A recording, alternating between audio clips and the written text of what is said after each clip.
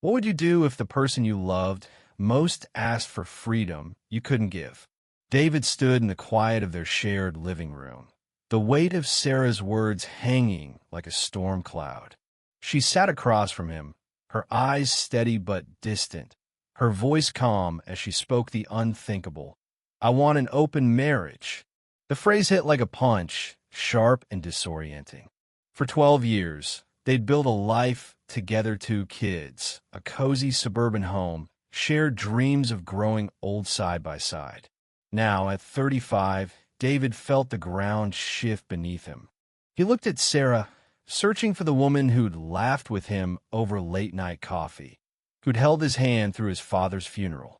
Her face was still beautiful, but there was a hardness now, a resolve he didn't recognize. "I'm not asking to hurt you," she said softly. I need more. I need to feel alive again."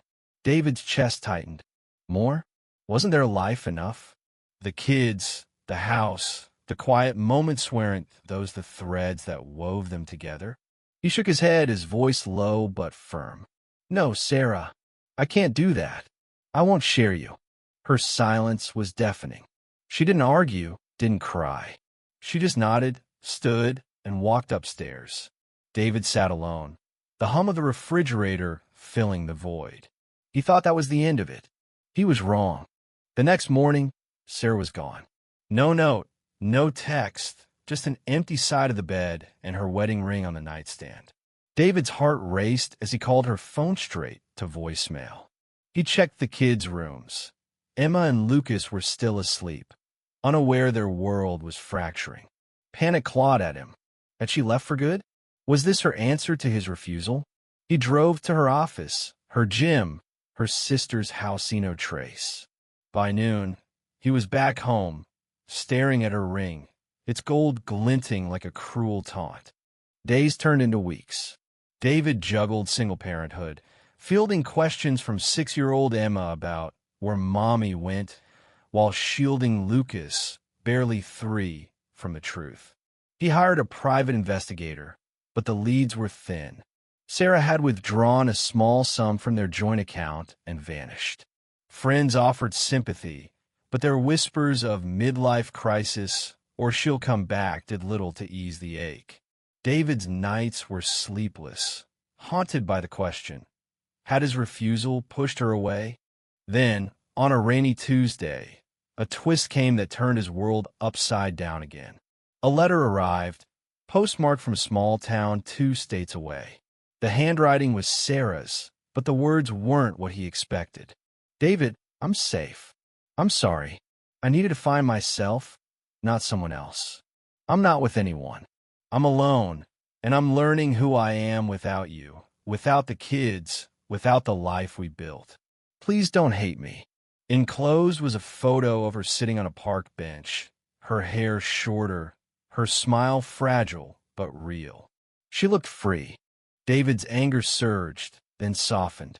He'd imagined betrayal, affairs, a reckless escape. But this was Sarah searching for something he couldn't name, something he hadn't seen she was missing. He wanted to scream, to demand she come home, but the photo stopped him. For the first time, he saw her not as his wife, but as a woman carrying her own burdens. That evening, an unexpected visitor knocked on his door. It was Claire, Sarah's oldest friend, someone David hadn't seen in years. Her eyes were heavy with guilt as she sat on the couch, clutching a mug of tea. "She called me," Claire confessed, "a month ago before she left. She said she felt trapped, like she was drowning in routine. She didn't want another man. She wanted to know who she was outside of being a wife and mother." Claire paused, her voice breaking. "I told her to talk to you, but she said you'd never understand. I should have warned you, David. I'm so sorry." The revelation hit like a second blow. Sarah hadn't been unfaithful. She'd been unraveling, and he'd missed every sign. The late nights she spent staring out the window, the books on self-discovery piling up on her nightstand, the quiet sighs he'd dismissed as exhaustion, it all made sense now. Claire's words forced David to confront his own role. Had he been too rigid, too focused on their shared life to see her individual pain? He didn't hate Sarah, but he was angry at her, at himself, at the life they'd built that somehow wasn't enough. Yet, Claire's visit sparked something else, clarity. David realized he couldn't force Sarah back. Love wasn't ownership. If she needed this journey, he had to let her take it, even if it broke him. Months passed. David focused on Emma and Lucas, finding strength in their laughter, their small hands in his. He started therapy, unraveling his own fears of loss and failure. He wrote Sarah letters he never sent, pouring out his hurt, his love, his hope for her. He didn't know if she'd read them, but they helped him heal. One spring morning, nearly a year after Sarah left, the doorbell rang. David opened it to find her standing there, her hair longer now, her eyes brighter but nervous. The kids ran to her, their joy erasing the months of absence. She hugged them tightly, tears streaming down her face. When they finally sat down to talk, Sarah's voice was steady but raw. "I needed to know I could stand on my own," she said. "I didn't leave to hurt you. I left because I was losing myself, and I thought I'd lose you both if I stayed that way." David listened, his heart a tangle of relief and lingering pain. She wasn't asking to come back, not yet. She wanted time to rebuild trust, to show she could be the partner he deserved. He didn't know if they could mend what was broken, but for the first time, he saw a path forward not as husband and wife, but as two people trying to understand each other. They started slowly. Coffee dates, family dinners, moments where they laughed like they used to. Emma and Lucas became their bridge, their reason to keep trying. David learned to ask questions he'd never asked before. What did Sarah dream of? What scared her? What made her feel whole? And Sarah, in turn, saw David's strength, his willingness to grow despite the hurt.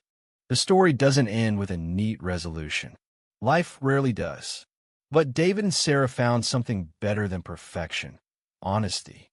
They learned that love isn't a contract or a kajee, it's a choice, made every day to see each other clearly.